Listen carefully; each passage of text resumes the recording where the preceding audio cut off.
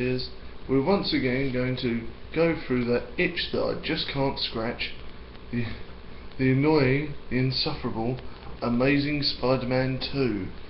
Now, for God's sake, Sony, please give back the rights to Marvel about Spider-Man. Please, please, please.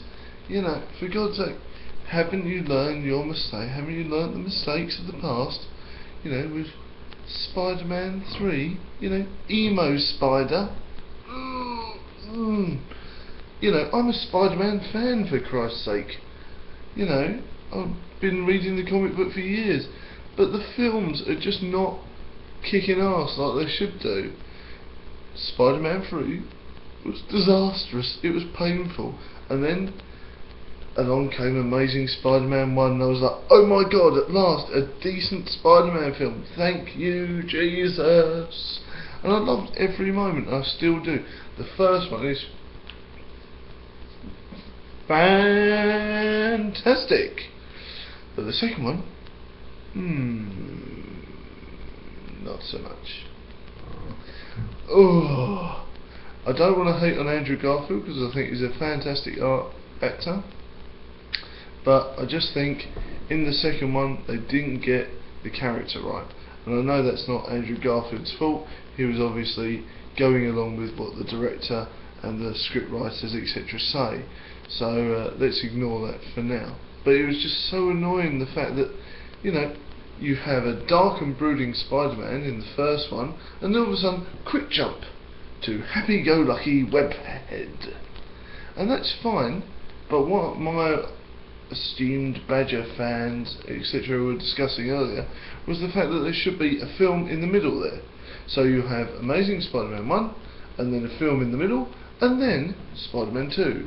If you get what I'm sort of saying, is that the mood of the character changes too quickly, and that is what infuriates me of this, because in the first one he's dark and brooding, just trying to get over Uncle Ben, and then straight away in the second one, Bosch is all happy and doesn't bother going after his father's killer because that's, you know, old news now. He's a cool dude, he's got a missus, he's got a cool blonde chick, he doesn't care about going after his father's killer anymore. That's what the message came up to me. And then he's going, well, maybe I should go out with her, maybe I shouldn't, maybe I should, maybe I shouldn't. And I spent far too much of the film time having him chase after Gwen Stacy, when really you should get film time with the Rhino and the other villains and building up the Harry Osborn storyline. But instead, we got a load of old romantic drivel. Yes, that has a good place in Spider-Man, but not that much. I think there was about 45 minutes worth of utter tripe that wasn't actually needed in the film. And unfortunately, I did not like Captain Stacy's cameos. Obviously, I can understand that the actor wanted to be in the film, but for God's sake, do like a, you know, a blooming past scene or something. Not, I see my dead father-in-law everywhere I go. It's not The Ring, it's bloody Spider-Man. You know, all of a sudden I was thinking you know, Captain Stacy's hand was just going to start choking Spider-Man out. I know, you're going to kill my daughter and you killed me. I'm going to get you.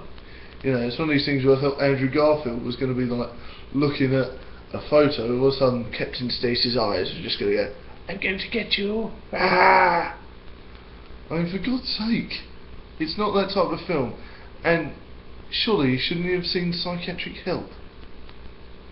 There was no scene in it where he saw psychiatric help, was there? I'm seeing my dead girlfriend's father, you know, I'm seeing my girlfriend's dead father everywhere I go, please help me, my brain's leaking out my ears. There was not a scene like that, was there? Not impressed one bit. So many things wrong with it. Electro was done wrong. He was too cartoony. Once again, does not fit in with the Dark Universe. Rhino was probably the only one that was done spot on, and you saw him for what, 5 minutes? Because I think even the Harry Osborn bit was like, he was a good character, don't get me wrong, but I think it wasn't fleshed out properly enough, and that was depressing. because obviously they left it like 20 minutes. This is another reason why I didn't want all the waffle with Gwen. They were together at the end of the film, sort of. So why all this backwards and forwards? Are they going to get together? Aren't they going to get together? Because the fans, the true fans, know what's going to happen to Gwen. So why did they do that? There was no need. It just took up screen time that could have been used to flesh out the Harry Osborn storyline, which was much needed. And of course, the potential Felicia Black Cat storyline as well that's brewing. You know, this is the idea of the film I like, because there's so many things going on. They're working on Sinister Six, Venom, Carnage, there's Black Cat, there's so many ideas that can come from this film, and I think that's great, but it just wasn't executed properly, and it wasn't the same tone as the first film. So very, very depressing on that front. Obviously I'm expecting a good old fashioned comment slew at the bottom, and I want that. I want you guys to defend Spider-Man for me, and you know, and kick ass, because I am feeling really down at the moment about this franchise, and I was really upset after the second film how poor I thought it was. I've rewatched the film since my first rant on this, just in case I was going mad and I was having sort of hallucinations. But I actually hate the film. With a vengeance, you know. I'd rather watch Emo Spider clicking away for half an hour. Just on a look. Yeah! Click! Click! Look at me, girls! I'm cool! No. Please God, help me, I hate this film. And it was depressing, because when I actually left the cinema I was like, oh yeah, that's pretty cool, isn't it? And then after about half an hour it sank in. Same with Spider-Man 3. I enjoyed that when I actually saw it at the cinema. And then after about half an hour it just sort of went tick, tick, tick, tick, tick, tick, tick, tick, tick, tick. And by the time I went home it went bing. And even Shotgun went bing. That's shit. We just wasted £4. Epicus Phaelicus.